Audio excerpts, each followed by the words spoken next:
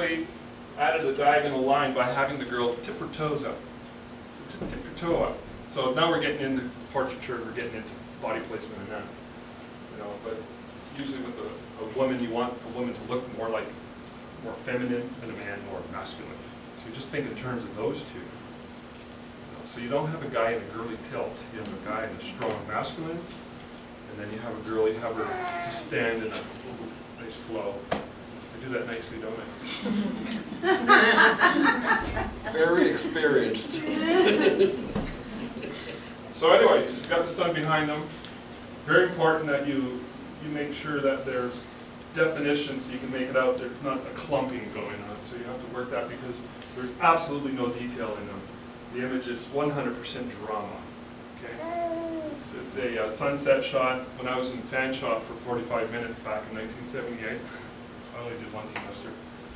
Every week we had a project we had to bring to the class, a theme. We had to do a photo shoot. They had 2 rules: no sunsets, no flowers.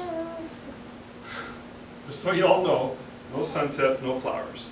If you entered in a sunset or a flower, you immediately got a feeling great. Okay, immediately. So everybody's enamored with sunset shots because they're really easy to do and they're very, very high impact. And that's cool. There's nothing wrong with that. Okay? You can add a lot more to it though. And I added a texture screen there just later on just to give it a little more. And I flipped it. If you want to flip it, now we're reading from left to right. So, or maybe we're not. Maybe having all this space here just to keep it empty looks better.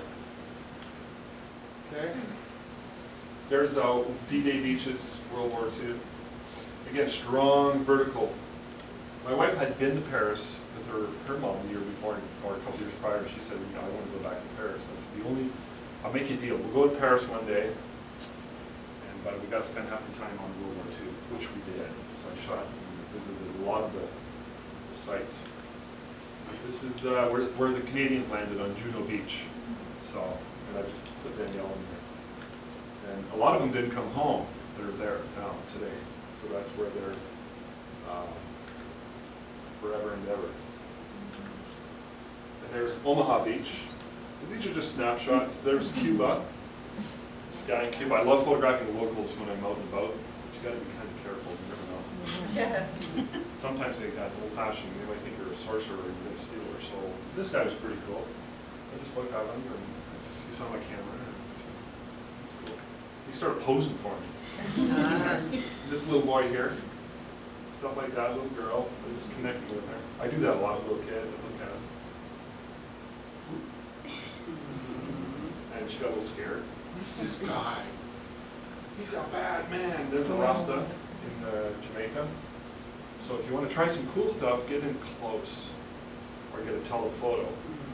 But you know, make sure they know what you're up to, and you gotta get out of your comfort zone. You know, I don't know what this guy's thinking, but I can tell by he had a very gentle face that he was okay. Same with this lady here; she was cool. I gave her $1, and she gave it to some young kids. She gave it to her. So this is in Jamaica. They live a very hard life there.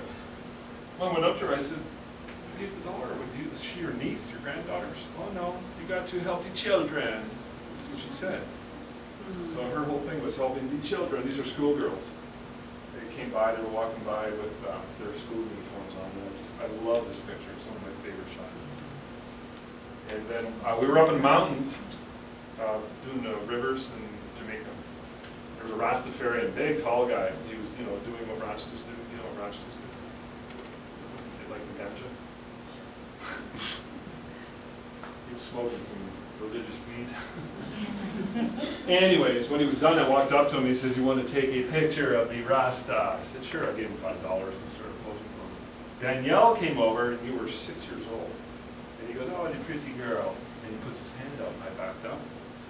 Ding! Took a picture. And I cropped it in to get this resort crap out. So I cropped it in, made it square. It's in our home, in our living room. So remember you see Yes, this? it's a beautiful photo. It's one of my favorite shots. It's beautiful. Her hand's a little bit out of focus, but the detail is in this now. And it kind of looks grimy, dirty, but they're actually very clean people. They washed 2